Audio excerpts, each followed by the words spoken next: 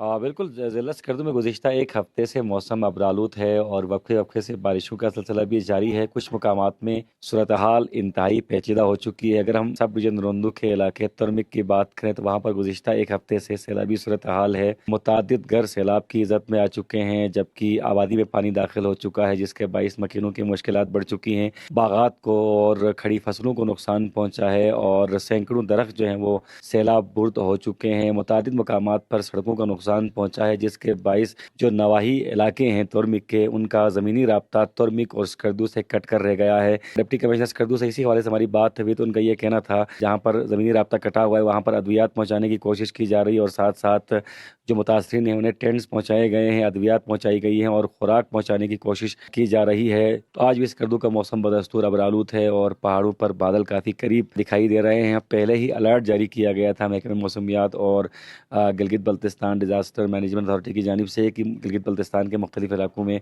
सैलाबी सूरत हाल पैदा हो सकती है और साथ साथ सयाहों को भी ये हिदायत जारी कर दी गई हैं कि वो पहाड़ी इलाकों का सफ़र करने से गुरेज करें, क्योंकि पहाड़ी इलाकों में बर्फ़ानी तो क्योंकि पहाड़ी इलाकों में सैलाबी सूरत हाल किसी भी वक्त पैदा हो सकती है। इस वक्त मैं दूध सड़ी पतन के मुकाम पर मौजूद हूँ। दरियाए सतलुज की ताज़ा तरीन सूरत हाल ये है कि इस वक्त इसमें 23,000 क्यूसेक पानी है जो वो बह रहा है। ये पानी इसमें कमी भी आ रही है और ये बढ़ भी रहा है, कभी कम हो जाता है कभी बढ़ जाता है। लोग इंतहाई परेशानी का शिकार है। यहाँ के जो अहले मकीन है उनका ये कहना है कि पिछले साल हमारा इतना ज़्यादा नुकसान हुआ था, देहातों के साथ बह गए थे और हमारी फसलें बह गई, जानवर बह गए। अभी तक हुकूमत की तरफ से हमें कोई खातर खा हमारी दाद रसी नहीं की गई। अगर दोबारा ऐसी सूरत हाल बनती है तो बिल्कुल हमारा सर्वाइव करना नामुमकिन हो जाएगा।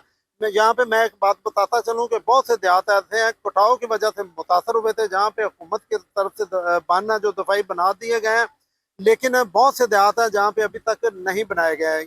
पिछले साल 400 एकड़ अराजी है जो दरिया में बह गई थी कसूर में।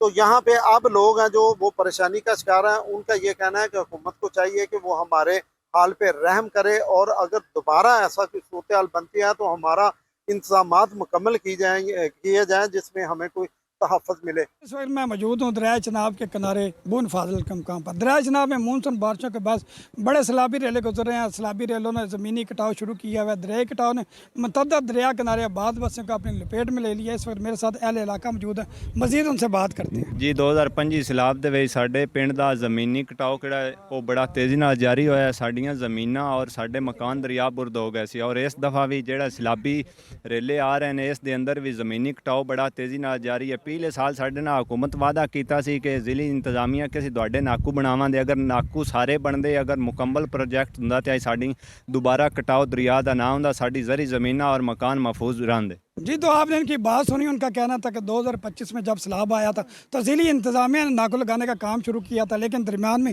अधूरा छोड़ दिया गया। अगर बर वक्त नाकू लगाए जाते तो आज हमारी ज़रिए ज़मीन और हमारे घर महफूज रह सकते थे।